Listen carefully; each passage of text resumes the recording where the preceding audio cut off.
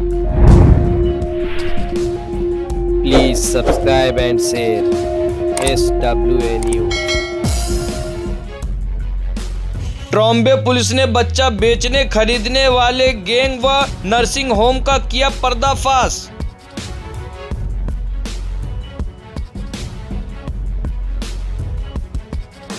आपको बता दूं कि इस मामले में डीसीपी हिमराज सिंह राजपूत ने बताया ट्रॉम्बे पुलिस के पीएसआई नानेकर व उनकी टीम द्वारा 6 लोगों को गिरफ्तार किया गया। वहीं डीसीपी हिमराज सिंह राजपूत जी ने बताया 2 नवजात शिशु को भी बरामद किया गया और नवजात शिशु को पुलिस द्वारा बाल आश्रम को सौंपा गया।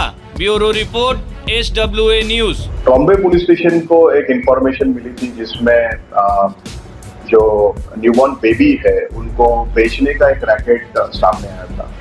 इस सिलसिले में हमारे ट्रॉम्बे पुलिस स्टेशन के पीएसआई नानेकर और उनकी टीम ने वर्कआउट किया और इसमें हमने अब तक 6 जो अक्यूज थे उनको अरेस्ट किया है, जिनका काम था कि अराउंड 5 लाख रुपीज में जो न्यूबॉर्न बेबीज है उनको उनकी माँ से खरीद के वो थ्रू एजेंट जिसको चाहिए वो बच्चा हैंड ओवर करते थे। इसमें हमने अब तक 2 जो न्यूबॉर्न बेबीज है, एक 5 दिन का था और एक 45 दिन का था, उसको हमने रिकवर किया है और बाल आश्रम में उसको हमने जमा किया था। ये जो अक्यूज है इसमें एक हैबिचुअल ऑफेंडर है जिसका नाम जूलिया लॉरेंस फर्नांडिस करके है।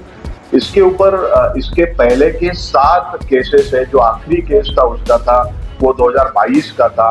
ये इलीगल नर्सिंग होम चलाना और उस नर्सिंग होम के थ्रू जो डिलीवरीज होती थी उनके थ्रू माँ को कन्विंस करके उनको पैसा देके वहां से न्यूबॉर्न बेबी लेना और उसको बेचना, ये उसका नेक्सस था। इस सिलसिले में उनके एक एजेंट्स होते थे।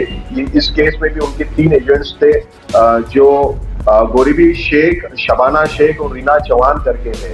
ये एजेंट के थ्रू इनका काम होता था कि प्रेग्नेंट लेडी आइडेंटिफाई करना और उनके बाद में उनका प्रेगनेंसी का पूरा खर्चा ये एजेंट के थ्रू जूलिया फर्नांडिस उठाती थी, डिलीवरी भी करवाती थी और जैसे ही डिलीवरी होती है उसके बाद में वो न्यूबॉर्न बेबी को वो वहां से माँ के तरफ से लेके वो बेचते थे।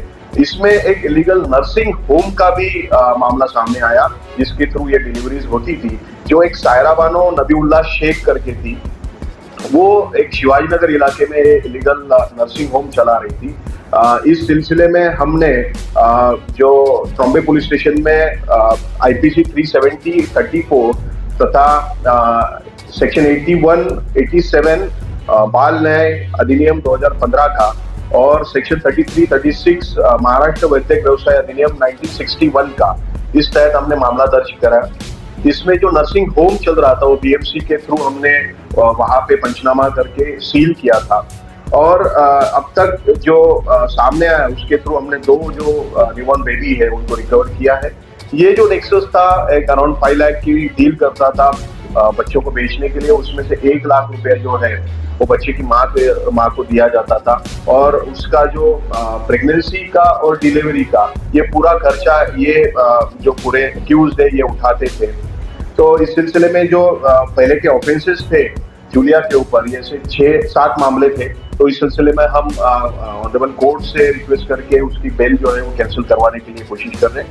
साथ में ये जूलिया फर्नांडिस ये एक एनजीओ चलाती थी जिसका अहम करके एक नाम था और इस एनजीओ के थ्रू भी ये नेक्सस चला रही थी।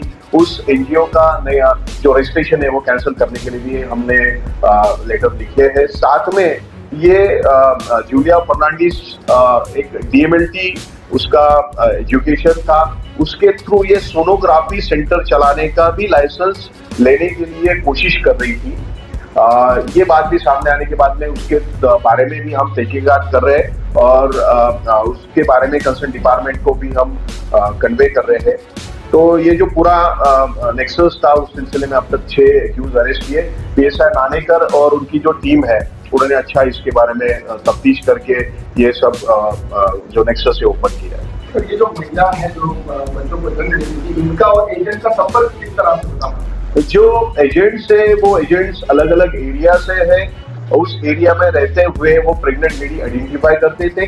फिर ये एजेंट लोग जो प्रेग्नेंट लेडी है उसको कांटेक्ट करके पैसे का उसको लालच दिखाते थे और उसके थ्रू उसको कन्विंस करके उसको जूलिया के कांटेक्ट में लाके फिर आगे की उनकी जो नेक्सस है वो चलती थी। और वो लोग जो बच्चों को खरीदते थे वो इनके संपर्क में कैसे आते थे? तो एजेंट के थ्रू माँ संपर्क में आती थी और एजेंट वो सब इंफॉर्मेशन जूलिया फर्नांडिस को देती थी। और जूलिया फर्नांडिस जो है वो आपने देखा होगा पहले के 7 और ये 8वां ऑफेंस है, तो वो इस प्रोफेशन में काफी दिन से काम कर रही है, तो उसका खुद का एक उसका नेक्सस और नेटवर्क है।